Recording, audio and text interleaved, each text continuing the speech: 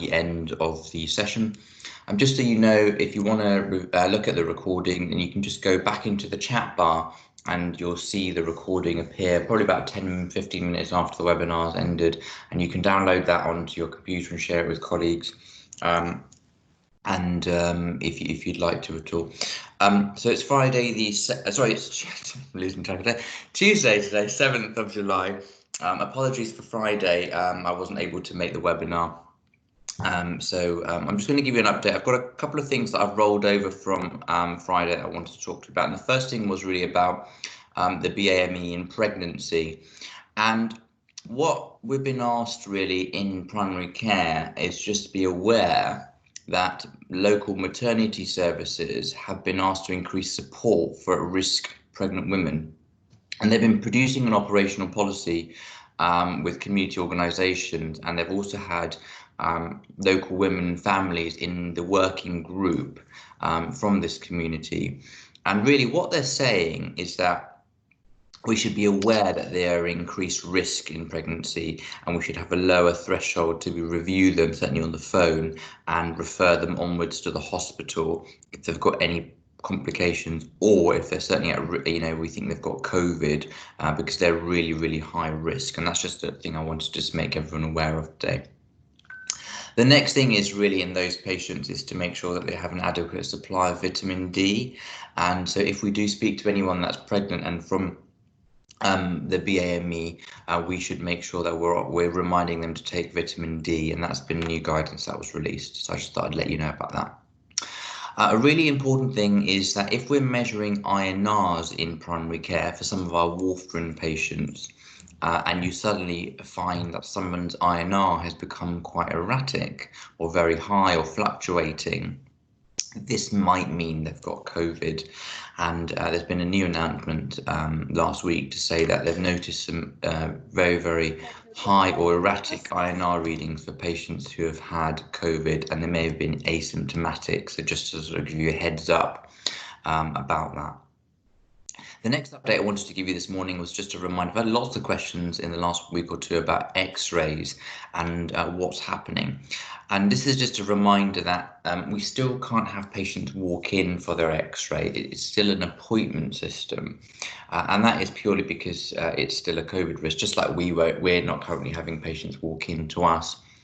So what we're still asking patients to do is email the hospital, and they're all free. And I can share with you on the web chat the link. If I'm sure everyone's already got the email address, but I'm just going to share it in the web at the moment. And it's rf-tr.bh-radiology@nhs.net. And what happens, they're all free, will triage the request and inform the patient where to attend for their x-ray. And they can obviously change the location if they're not happy. It takes about 24 hours roughly for the hospital to contact the patient. It's not a very long time. They're trying to get through them in 4 hours if you're doing it during the weekday, before sort of 3-4 o'clock in the afternoon.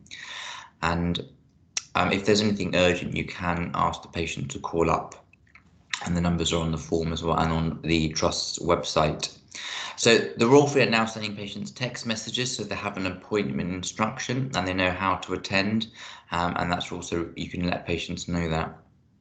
So currently they're doing x-rays at Royal Free, Chase Farm, and minor injuries is being done at Finchley. There is a plan to restart them at Barnet and Edgware, and they're going to keep us updated about that.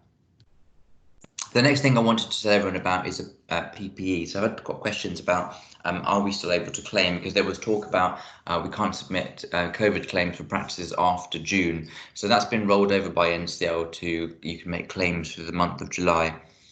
And things that you can claim back are PPE, if you've bought masks and things for your practices, if you've bought screens for your reception desk. But what NCL have said is that if you are spending more than £1,000 on a particular item, so let's say your screens are more than £1,000, you do need authorization from NCL to make sure that that claim will be approved. And I think on last week's NCL bulletin, they sent out the claims form, but if you need that, you can go onto the NCL website to download the claims form. It's taking about 6 weeks to get claims back, and that's what I've experienced in my practice. And they do come back with kind of say, yes, we've approved this, no, we haven't approved this.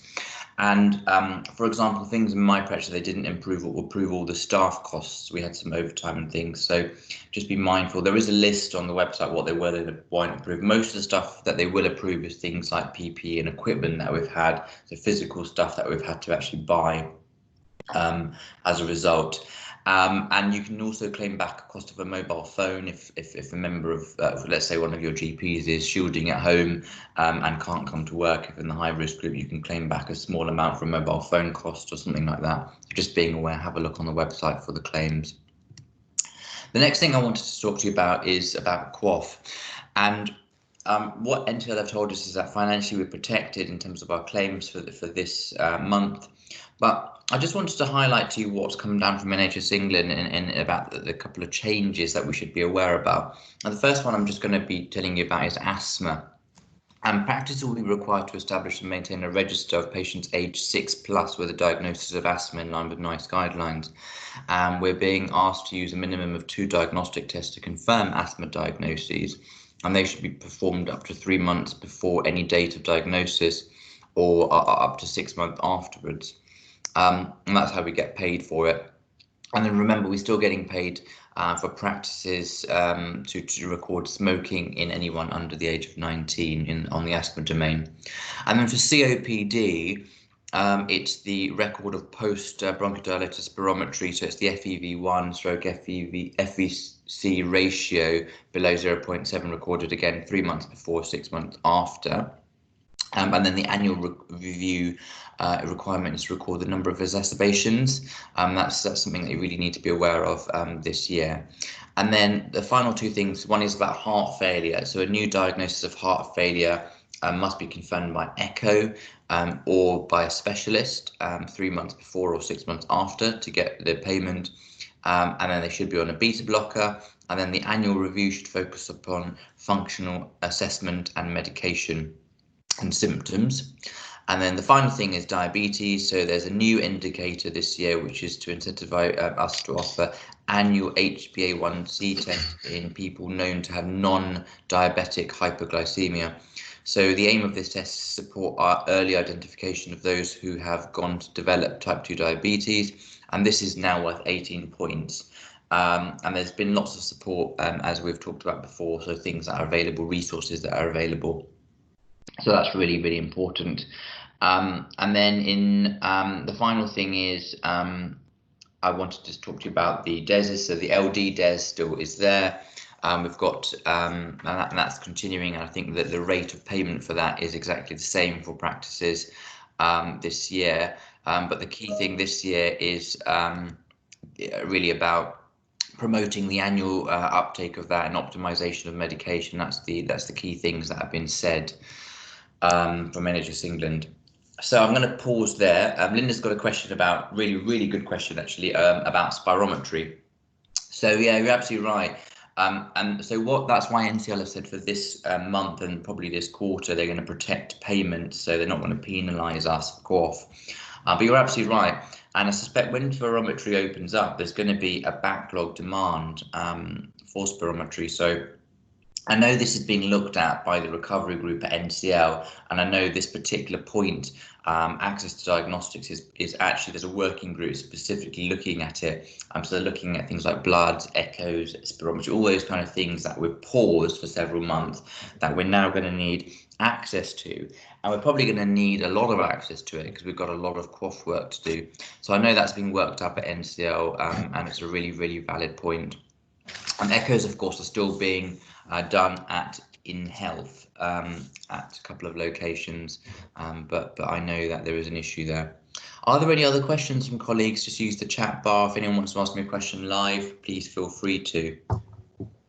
And if there's any questions that you want to ask after the webinar, just pop them in the chat bar and I can answer them on Friday.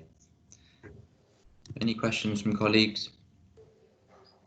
Okay, everyone, we'll have a fantastic day, and I'll see everyone on Friday morning, bright and early. And if you do think of anything, pop it in the chat bar. Thanks, Nick. Thanks, everyone. Have a good day. Thanks.